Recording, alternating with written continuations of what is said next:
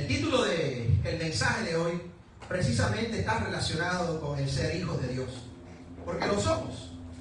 Y la pregunta es la que vamos a estar tratando de responder hoy. Como hijos de Dios, ¿lo complacemos? Yo como hijo de Dios, ¿complazco a mi Padre Celestial? Tú y yo como hijos, ¿lo complacemos a Él como nuestro Dios y Padre? Vamos a estar respondiendo esa pregunta. Y cada uno de nosotros puede tener una idea. El texto bíblico de hoy habla de ese momento en el que Dios habló de manera audible cuando Jesús era bautizado. Y usted puede recordar esas palabras de Dios, porque cuando Él fue bautizado, dice que el Espíritu Santo descendió sobre Él en forma corporal, como paloma. Pero luego vino la voz del cielo, una voz del cielo que dijo: tú eres mi Hijo amado, en ti tengo complacencia. Y no sé, pero me imagino que es una cuestión de todo padre. Cuando nuestros hijos hacen algo bonito, algo bueno, algo lindo, ese es mi hijo, ¿verdad? Pero yo a cada rato le digo a mi esposa, cuando alguno de ellos hace algo que no estuvo bien, o algo con lo que... tu hijo hizo tal cosa, o tu hija se le olvidó esto otro. ¿Y soy yo el único? ¿Soy yo el único que hace eso?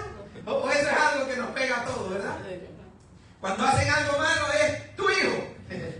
Cuando estamos orgullosos de ellos y hacen algo bueno, sacan buenas notas, cuando recibimos buenas noticias de cómo se han portado. Oh, mi hijo se portó bien en la escuela, mi hija sacó buenas notas. Y eso es parte del orgullo de cada padre, de cada madre, y es una bendición. Pues cuando Jesús fue bautizado, parece ser que el Espíritu Santo dijo: voy a llenar a Jesús para empoderarlo para el ministerio que ha de tener. Y el Padre no se pudo quedar callado. Ese es mi hijo, ese que está siendo bautizado ahí. Ese es mi hijo amado, y en él me complazco, en él tengo complacencia. Y qué bonito saber que Dios quiere ese nivel de relación con sus hijos. Tú y yo no somos extraños para Dios, no somos gente creyente solamente. El Señor nos ha hecho también sus hijos. Y aquí en esta historia se ven tres elementos que quiero resaltar hoy. El número uno es el bautismo.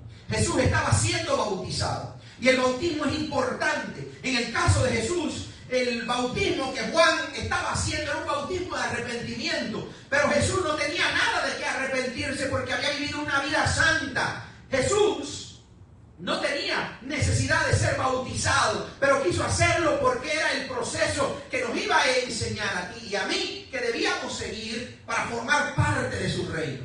Así que fue y se dejó bautizar. Y no solo Jesús fue bautizado, sino que luego más adelante nos encontramos que Jesús lo ordena, que cada uno de sus seguidores debe ser también bautizado. Y allí en Mateo 28, del 19 al 20, Jesús, despidiéndose ya en forma corporal de sus discípulos, de sus seguidores, les dice: por tanto, vayan y hagan discípulos de todas las naciones. ¿Y qué van a hacer con ellos? Bautizándolos en el nombre del Padre y del Hijo y del Espíritu Santo. Y también le dice: y enseñándoles que guarden todas las cosas que les he mandado, y he aquí, yo estoy con ustedes todos los días hasta el fin del mundo. Entre las cosas que nosotros como pastores, ustedes como padres, debemos enseñarle a las personas sobre las cuales tenemos algún nivel de autoridad, está el bautismo. ¿Por qué? Porque Jesús lo ordenó, que así debía ser. Y por eso la iglesia bautiza. Algunas iglesias bautizan desde que son niños, infantes. Otras iglesias solamente bautizan ya de más grandes, de adultos o de jóvenes. Pero el bautismo forma parte de todas las iglesias. ¿Por qué? Porque es una orden de Jesús. Quiero que vayan y bauticen a todos los creyentes. Así que toda persona que cree en Jesucristo, que quiere tener una relación saludable con Él, debe ser, dígalo, bautizado. Y si hay alguien aquí que aún no ha sido bautizado, sepa que es parte del proceso que Jesús quiere que tú y yo atravesemos. Es muy sencillo, pero es un gran testimonio. El bautismo es entendido como una obra, como algo visible que habla de una obra invisible que Dios está haciendo en nuestras vidas. Y como parte del bautismo es ese momento en el que nosotros nos comprometemos con Dios y formamos parte de su reino. Recibimos una nueva ciudadanía. Ya la ciudadanía americana no es tan importante. Ya si vivo aquí o vivo allá es un elemento secundario. La más importante de todas es la celestial. Porque ¿sabe qué? Esa es eterna. Esa es la que más vale. A veces nos preocupamos y con razón, no lo voy a desacreditar, porque todos hemos pasado por eso y no vamos a ser hipócritas. Queremos valorar la ciudadanía del país donde estamos. Queremos ser parte de eso, ¿verdad? Y oramos para que así sea, para que Dios abra nuevas puertas, para que ponga compasión, para que ponga sabiduría en nuestro dirigente, en el sistema de leyes, en el Congreso, y que se abran nuevas puertas para hermanos en la fe que también pueden ser de gran bendición a este país, teniendo esa ciudadanía. Pero lo más importante es la del reino de los cielos. Y una vez que la persona es bautizada, uno de los beneficios del bautismo es que a partir de ese momento, oficialmente, en lo invisible de que Dios está obrando y en lo visible estamos dando testimonio, ya mi ciudadanía es eterna en los cielos. El bautismo es importante y estamos dispuestos para ayudarle a entenderlo y a ser bautizados con todo el gusto del mundo.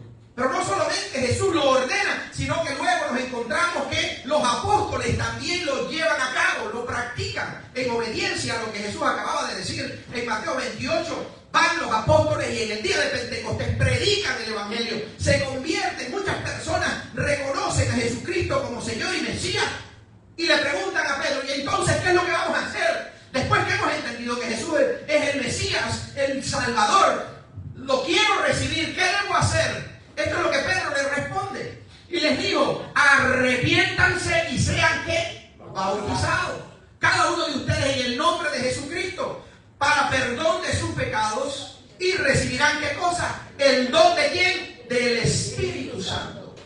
Mis amados, el bautismo es algo genial, es algo poderoso, es algo que Dios reconoce y que nos ayuda también a nosotros a dar un testimonio público de a quién le pertenecemos, con quién estamos comprometidos. Y eso es lo que primero pasa en esta historia de Jesús. Y es algo que Jesús está diciendo, yo estoy pasando por esto para que ustedes sepan que ustedes también van a tener el mismo beneficio que yo. Y Pedro añade incluso cuando habla del bautismo y dice, y recibirán el don del Espíritu Santo. Y eso es lo siguiente que pasa en esta historia de Jesús. Fue bautizado y el Espíritu Santo dice que vino en forma de ¿qué? De paloma. Y reposó sobre Jesús. Eso es una forma de darnos a entender que recibió el respaldo, que fue reconocido su bautismo, que fue reconocida su santidad, que fue reconocido su calificación para poder morir en tu lugar y en el mío. Y que su ministerio iba a tener el respaldo absoluto del Padre Celestial. ¿Sabes que lo mismo puede pasar contigo y conmigo?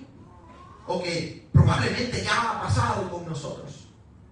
Así mismo como el Espíritu descendió en la vida de Jesús, también tú y yo, cuando venimos a Cristo, recibimos el Espíritu Santo.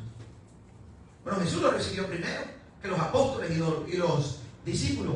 ¿Pero qué dijo Jesús sobre el bautismo y el empoderamiento del Espíritu Santo? Dijo allí en Juan, en Hechos capítulo 1, versículo 8, cuando lo anunció, dijo, pero ustedes van a recibir poder cuando el Espíritu Santo haya venido sobre ustedes y me serán testigos en Jerusalén, en toda Judea, en Samaria y hasta lo último de la tierra. En otras palabras, Jesús estaba diciendo que eso mismo que él había recibido en el día de su bautismo, esa misma llenura, ese mismo empoderamiento, ese mismo respaldo del Espíritu Santo vendría sobre cada creyente que le reconociera, que creyera en él, que le siguiera, que caminara con él.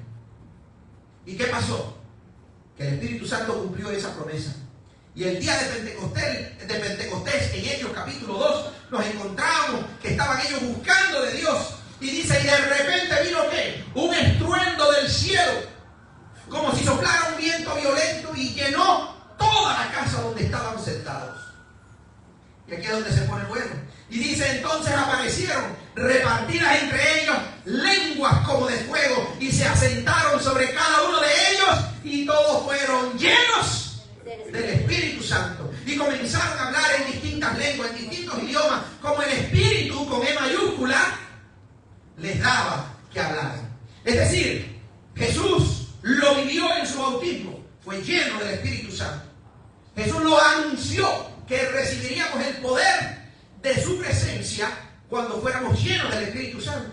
El Espíritu Santo, unas semanas más tarde, viene y lo cumple. Y en Pentecostés reciben la primera llenura del Espíritu Santo en la historia a nivel masivo, a nivel de toda la iglesia. ¿Y qué es lo que está haciendo el Espíritu Santo hoy? Porque estamos hablando de algo que pasó hace 2000 años. Bueno, hoy en día el Espíritu Santo sigue cumpliendo esa promesa. Y dice Pablo cuando le hablaba a la iglesia y le decía, somos el cuerpo de Cristo. Y en 1 Corintios 12 les habla acerca de la obra del Espíritu Santo en la vida del cristiano. Quiero que sepas que cuando tú vienes a Cristo, te arrepientes de tus pecados, tú eres sellado con el Espíritu Santo. Y en tu bautismo y en tu caminar con Dios también eres lleno del Espíritu Santo, empoderado por su presencia. Y esta es una de las cosas que hace el Espíritu Santo. Nos da dones, nos da habilidades espirituales y sobrenaturales para que podamos servir a la iglesia y dar testimonio de Él.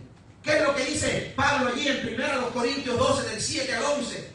Pero a cada cual le es dada la manifestación del Espíritu Santo para provecho mutuo. Es decir, que lo que el Espíritu Santo me da a mí no es para mí solo, sino para compartirlo. Y entre esos dones espirituales que el Espíritu Santo está repartiendo hoy en día se encuentran palabras de sabiduría, palabras de conocimiento, dones de sanidades, milagros, profecía, discernimiento de espíritu, géneros de lengua, interpretación de lengua, entre otros dones que el Espíritu Santo reparte sobre su pueblo. Y es para que tú y yo los llevemos los usemos. Es para que tú y yo lo desarrollemos, para que seamos en las manos de Dios instrumentos de poder. Qué lindo saber que Dios no nos deja ni solos, ni tampoco nos deja sin ningún poder. Nos deja por nuestra propia cuenta, con solo nuestras propias fuerzas. Nada de eso. Dice Dios, a aquellos que creen en mí, a aquellos que siguen a mi Hijo Jesucristo, van a recibir mi presencia. Tú y yo tenemos el Espíritu Santo y contamos también con los dones que nos ha dado para demostrar su poder y su gracia a todos aquellos que están a nuestro alrededor. Así que si te pones a pensar, lo mismo que estaba pasando en el bautismo de Jesús, fue bautizado, tú y yo también somos bautizados. Fue lleno del Espíritu Santo, tú y yo también somos llenos del Espíritu Santo. Especialmente cuando queremos caminar con Él en santidad y le buscamos de corazón, ¿verdad? Y no solo eso, Jesús también recibió esa frase maravillosa de su Padre Celestial, quien le dijo, tú eres ¿quién?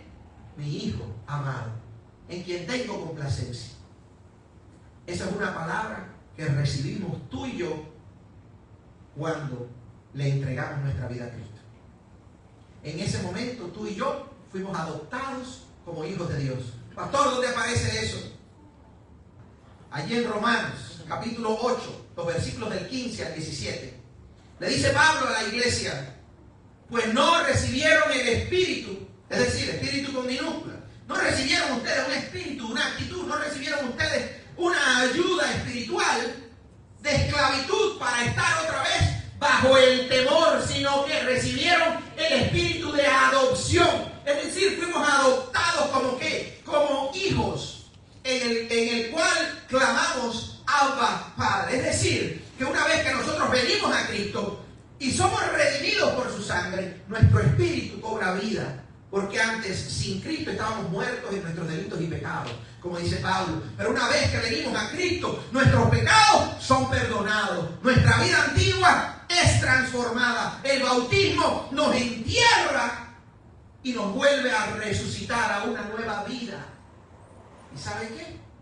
El Espíritu Santo nos sella y a partir de ahí, tú y yo venimos a ser hijos de Dios. Podemos decir, Padre. Le podemos decir, Abba Padre, es como decirle, papi, decirle papaíto, papá, decirle con cariño que Dios es nuestro Padre. Y sigue diciendo Pablo, dice, el Espíritu mismo, ahora Espíritu con mayúscula, el Espíritu Santo, da testimonio juntamente con nuestro espíritu de que somos ¿qué? Hijos de Dios. Es como que el Espíritu Santo lo sella. Y el cristiano es hijo de Dios. La persona que ha sido redimida por Jesucristo viene a ser hijo de Dios. Y dice, y si somos hijos, también somos herederos. Herederos de Dios y coherederos con Cristo, si es que padecemos juntamente con Él, para que juntamente con Él seamos glorificados. Así que cuando tú y yo vamos a esa frase que le dice Dios a Jesús, tú eres mi hijo amado, en ti tengo complacencia, al menos la parte de hijo, ya también Dios la ha cubierto. ¿Qué es lo único que falta? La complacencia. El complacer.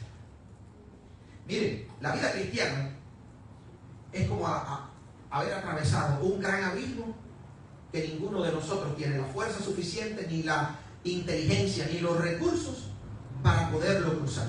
Imagínense un abismo, un espacio vacío, que si alguien cae por ahí, muere.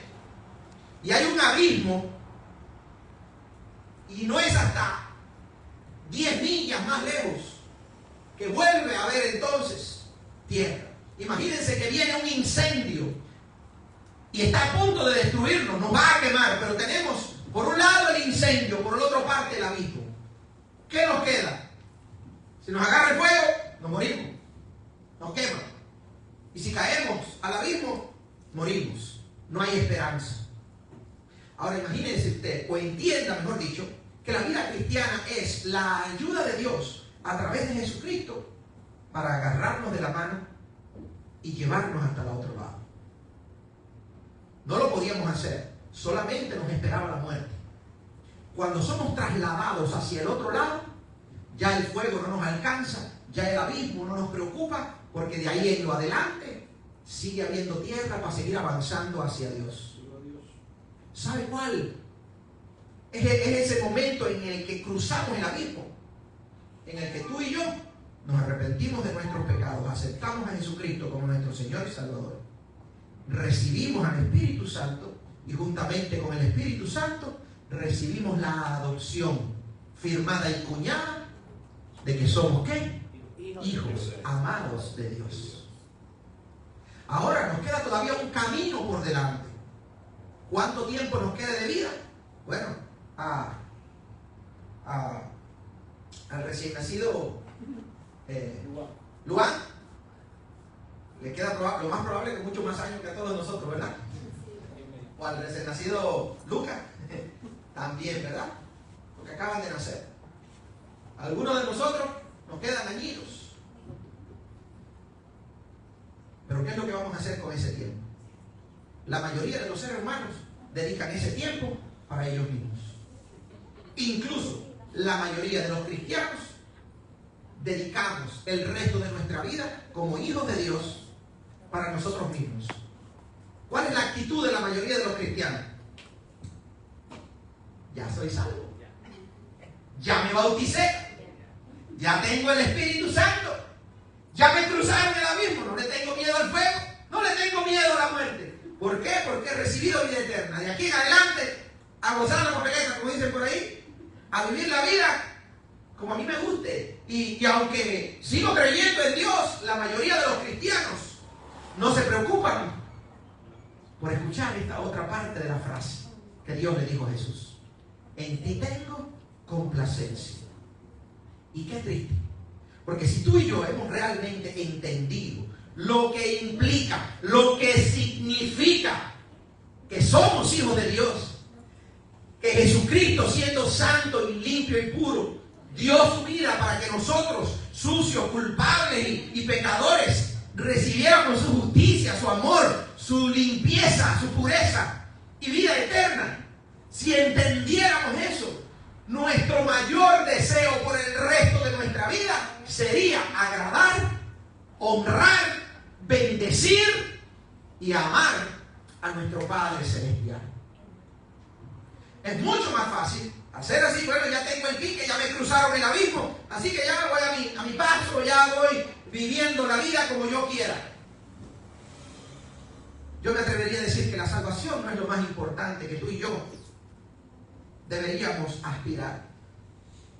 Lo más importante a lo que tú y yo deberíamos aspirar, a tener una vida que honre y complazca, le dé gozo y alegría a nuestro Dios, porque la estemos viviendo como a Él le agrade.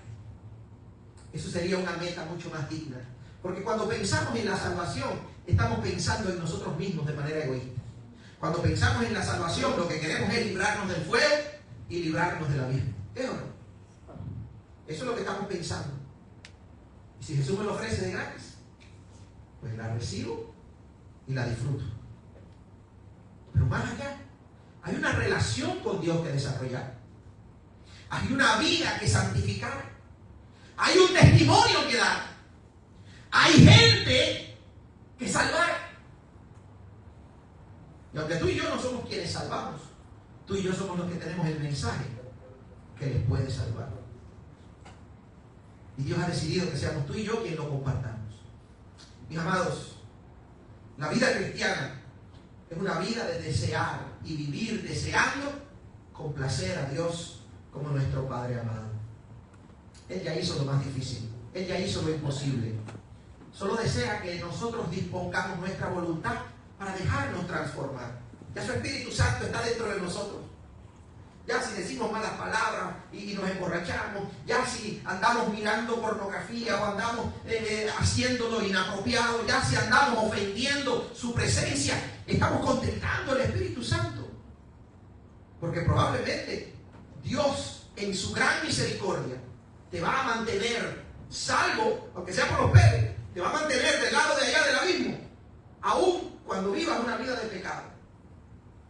A menos que tu vida de pecado rechace a Dios y la presencia del Espíritu Santo en tu vida, probablemente no vas a perder la salvación.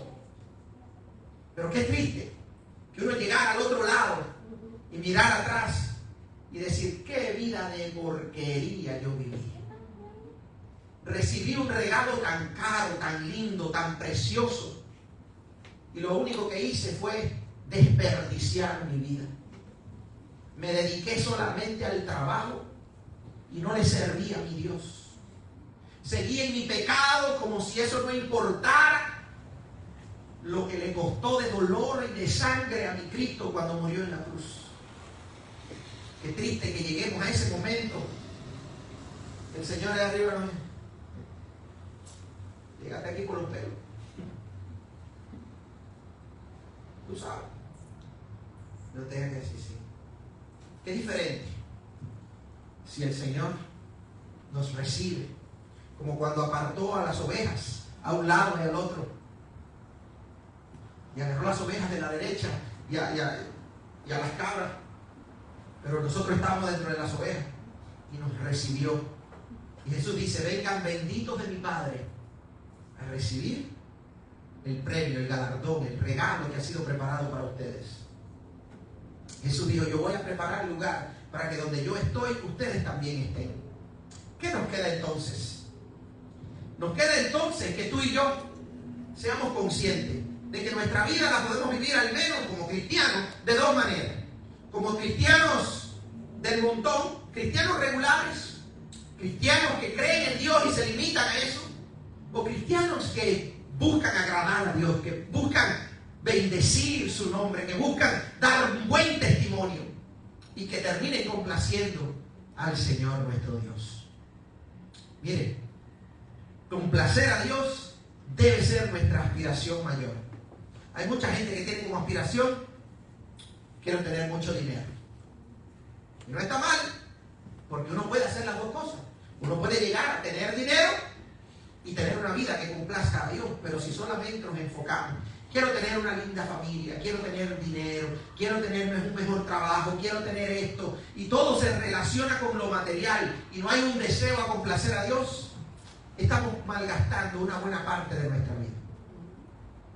El llamado de Dios es que podamos hoy desear que Dios un día no solamente nos diga, ustedes son mis hijos amados, sino que también nos diga, me he complacido en tu vida.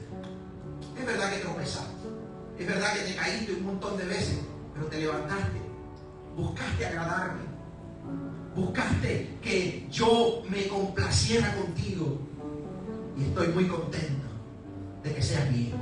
de que seas mi hija. Y uno dice, bueno, ¿cómo se logra? La Biblia nos da algunos detalles importantes. Y el primero es la fe. Dice Hebreos 11:6, sin fe es imposible agradar a Dios, porque es necesario que el que se acerca a Dios crea que Él existe y que es galardonador de los que le buscan. Primero, sea una persona de fe. ¿Qué significa eso? Una persona que confía en Dios. Y eso se nota. Lo nota su familia, lo notan sus amigos, lo notan las personas que se relacionan con usted. Su testimonio de confiar en Dios en las buenas y en las malas probablemente va a contribuir grandemente a que otras personas vengan a Cristo, porque ven su testimonio. Buena conducta es algo que también a Dios le agrada. Dice Romanos 8, versículo 8, así que los que viven según la carne no pueden agradar a Dios. Y si queremos agradar a Dios, debemos saber que nuestro mayor deseo, ya sea que lo cumplamos siempre o no, que muy probablemente le vamos a fallar un montón de veces, pero que al menos nuestro deseo sea no vivir para la carne, es decir, no vivir para complacernos a nosotros mismos, aunque nuestro placer venga a costa de la tristeza de Dios, sino al contrario, que le digamos a Dios, Señor, fortalece mi espíritu para no caer en la tentación de complacer a la carne más que a ti. ¿Qué otra cosa dice la palabra de Dios? La importancia de la santidad. Romanos 12:1 dice, así que hermanos, les ruego por las misericordias de Dios que presenten sus cuerpos como sacrificio vivo, santo y agradable a Dios, que es el culto racional de ustedes. Nuestro culto racional, nuestra adoración a Dios es que le ofrezcamos a Él una vida santa. Y la santidad, dice el Señor también, que sin ella, sin santidad, nadie verá al Señor, nadie lo verá. Así que la santidad es un elemento importante. Debemos buscar que nuestra vida vaya deshaciéndose poco a poco de todo aquello que nos aleja de Dios, de todo aquello que es pecado.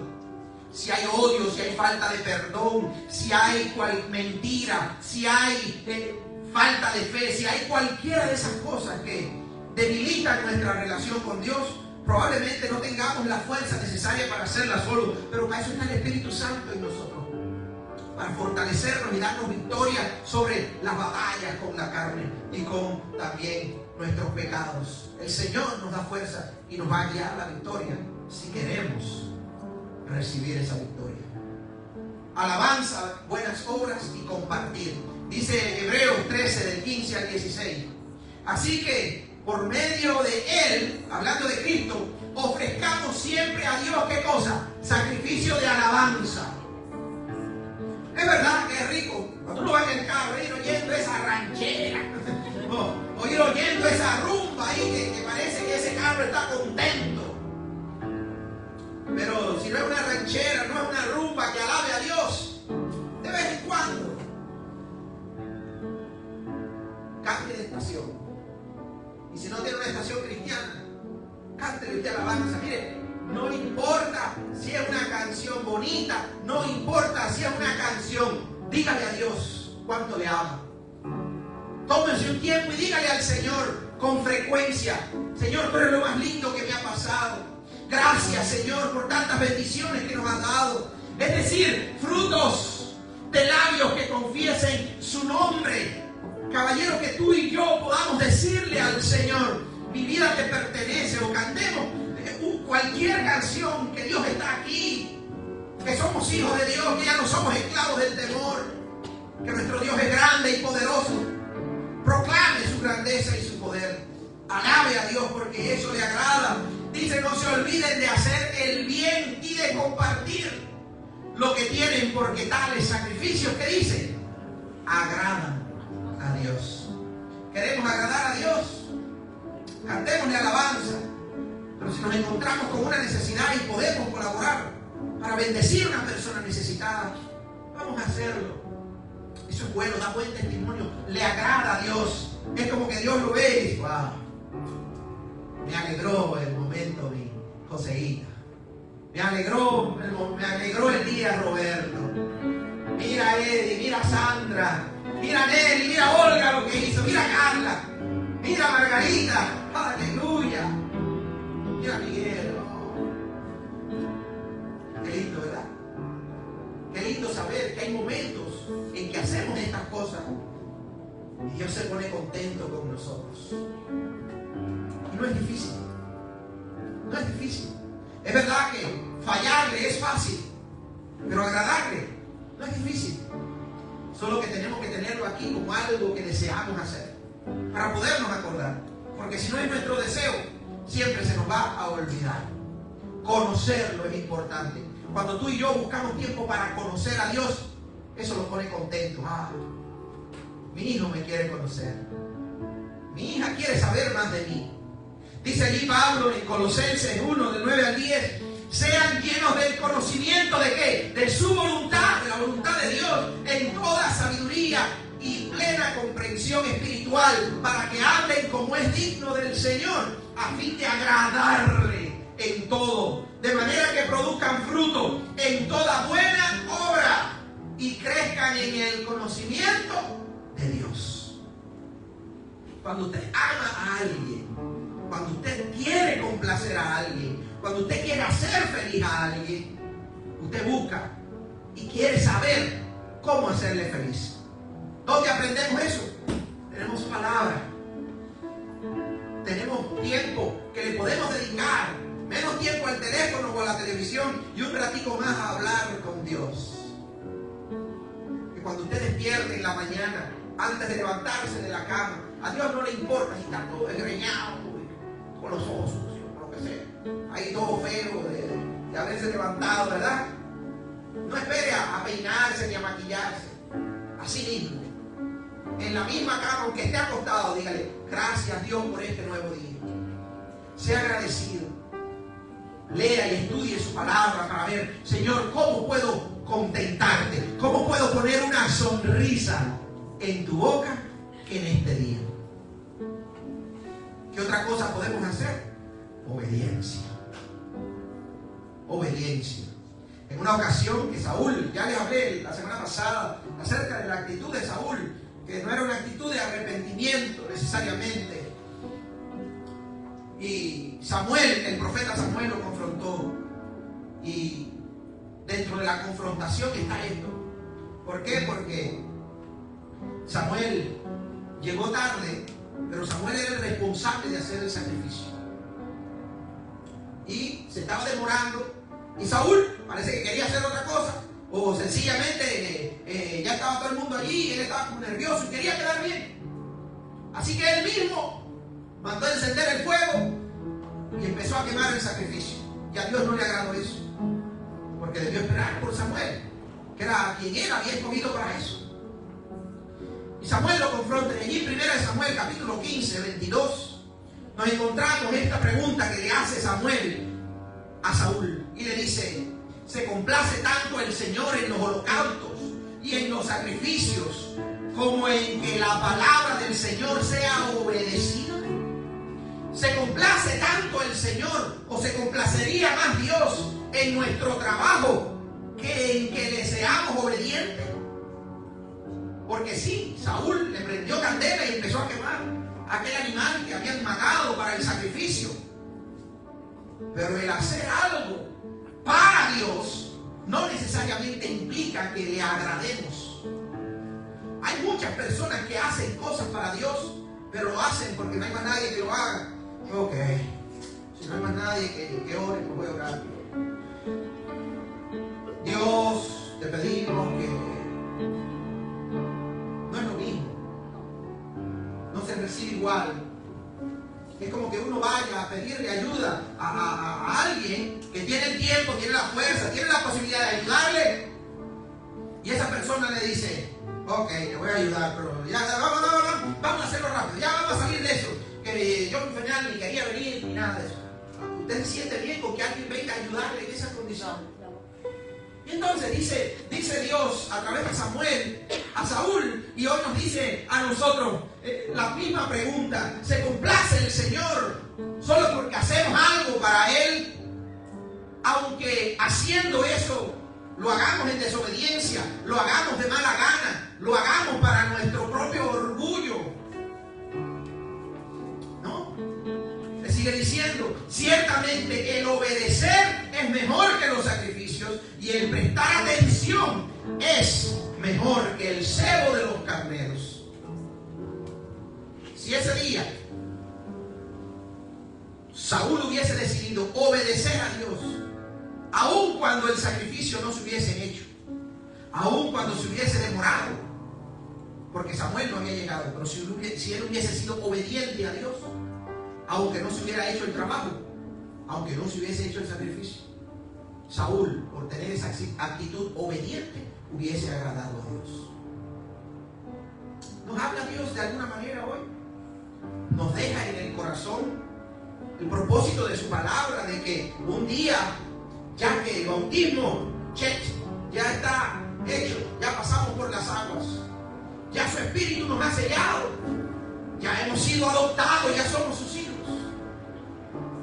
Se completará la frase de Dios: en ti me complazco, estoy contento contigo, me has agradado en tu vida. Oremos, Señor, queremos que esa frase se complete. Queremos, Señor, no solamente un día en el futuro, queremos que cada día, Señor, en cada momento podamos, Señor, tener ese sentimiento en el corazón, que hemos hecho algo que te agrada, que hemos contentado, hemos alegrado tu corazón, que te hemos complacido, que te hemos priorizado en nuestras vidas.